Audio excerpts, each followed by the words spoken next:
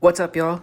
It's me, Chronic, and today I'll be going over the Sword Art Online Integral Factor MMORPG mobile game, which is free to play and is kind of goes over what happens in SAO, mainly the Aincrad arc, but it's not exactly, because you do go through all the floors yourself, and there are some characters such as Yuki, and I do believe Lifa also makes an appearance in this, so it's not exactly what happens in Aincrad.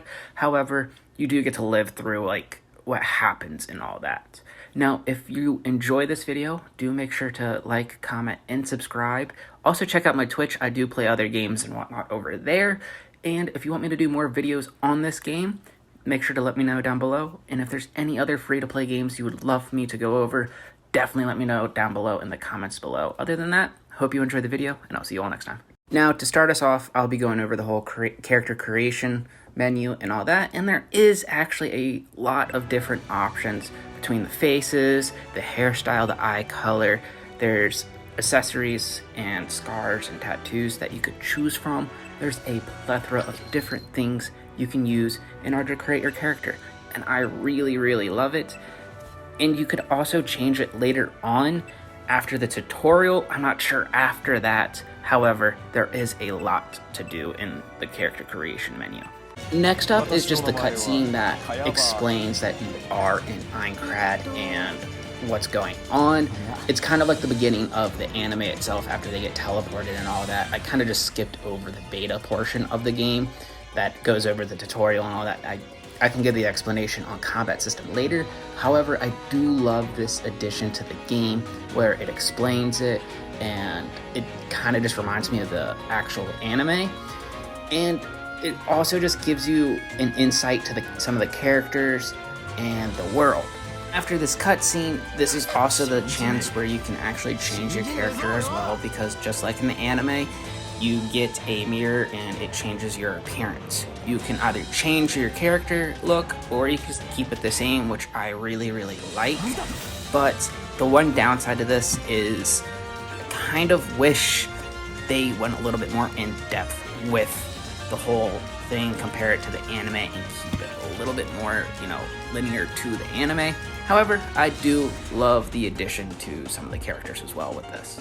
Next up is the settings, and there are a lot to the settings, such as dialogue, sound, the chat, because there are a universal chat system for the game, display and controls.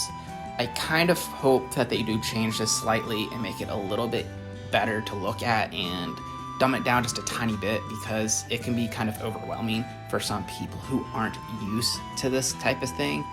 And it kind of just, I wish there was maybe different options and with camera speed and HP gauges. I also wish that you could change the size of your HUD and other things, such as your health bar, and maybe have it to where it's over top of your character instead of the top left. Maybe also make it a little bit more simplistic, because as you will see later on, the HUD does seem a little bit cluttered, and I kind of wish you could change that, but as of right now, I haven't been able to figure it out. So if you do know, let me know down below. I would love to change it up a little bit, but yeah, I feel like they need to kind of change the settings a little bit to make it a little bit more accessible. With that said, I love what they did with the player's status screen and the whole equipment screen. It's super easy to look at.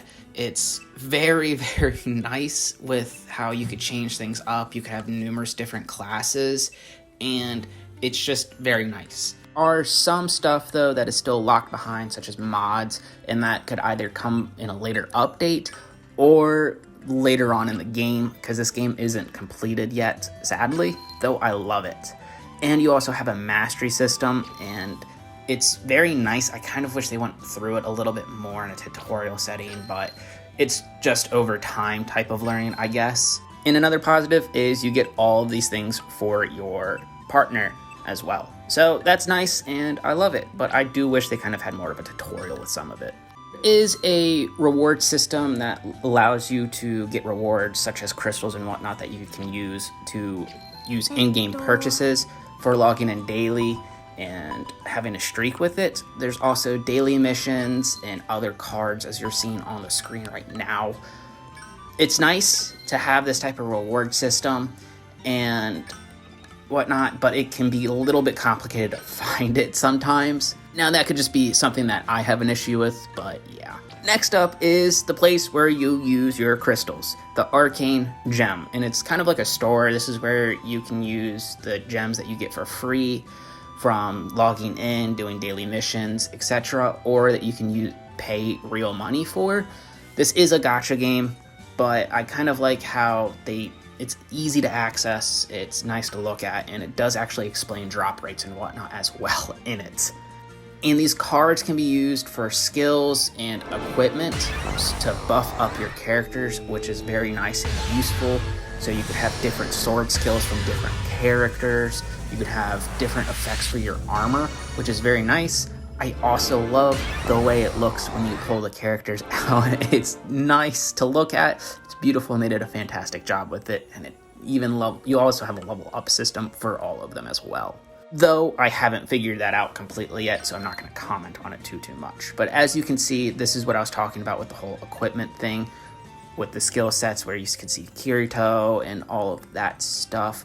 You could see it when you get out of this screen as well. With the bottom right hand side of my screen will show you the skills that I have, and I'll go over more of those later on when we do combat. Next up is an equipment thing, and the one thing I do not like about this is that you cannot buy more than one, or I just haven't figured it out and I overlooked it. I kind of hope they change that in order to bulk buy for like your partner. Next up is probably the part that a lot of people want to know about, and that's the combat. It does feel smooth. The sword skills are pretty easy to use and to navigate. You see it on the bottom right hand side. Though I do hate how you have to be stationary to attack, but that is just a mobile game feature, so I kind of can just deal with it. Lock-on system is very nice and wonderful. I don't mind it, where you see their health bar and the status effects and all that. It's very simplistic and easy to use, and it doesn't feel overwhelming at all. The boss fights, from what I know about, are also just like this. And there's also a whole switching system as well. There's a lot to the combat system to some degree with the switching system, changing class type of thing. However, it does go over that in detail. I just kind of skipped the whole tutorial part because I have played this game before. It is fun, it is enjoyable, the combat is very easy to learn and doesn't have a high learning skill. Next up I have is the movement. As you can see soon, I start dashing around. That uses things called SP, which is skill points, and you can see in the upper left hand screen. The movement overall is wonderful. It feels plenty fast, like it feels fast enough essentially, and pretty straightforward to use. You can get the hang of it pretty quickly as long as you just play the game throughout. It's very straightforward and self-explanatory. With that, we have now the whole dungeon system. I still don't completely understand the dungeon system, though. It's pretty nice and easy, though. I just need to keep playing to understand it a little bit more. And these dungeons and labyrinths are how you unlock the bosses. Is one of the ways you unlock bosses and find the boss rooms. They're very nice. I think the scenery that they do is gorgeous. I've been up to, I think, floor 5, and they've all been kind of different. They each have their own challenges. I like that, and honestly, I'm glad they added these things into the game because you get other rewards and items from it, and it allows you to learn how strong and how well prepared for the boss you are. Welcome to the end of the video. If you made it this far, thank you so much. Honestly, I loved playing this game, and I kind of do want to keep playing it. So if you want me to upload more videos on Sword Art Online Integral Factor, do let me know down below. Once I get more storage space and whatnot on my phone, I would love to do that. And if you have other mobile games you want to see me play, look over, and give you my thoughts and opinions on, just leave them down below in the comments. If you have any thoughts and opinions, constructive criticism about how this video is and how you enjoyed it, what I can do better, leave it down below. I will take it all in and see what I can do next time to improve your experience.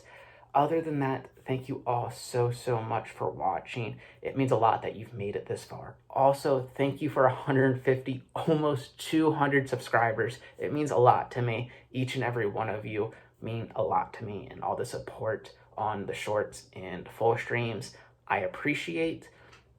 Now, if you do enjoy this video, make sure to like, comment, and subscribe for more. It helps the channel a lot. And other than that, make sure to stay safe, stay hydrated, tell someone that you love and care about them, and I'll see you all next time.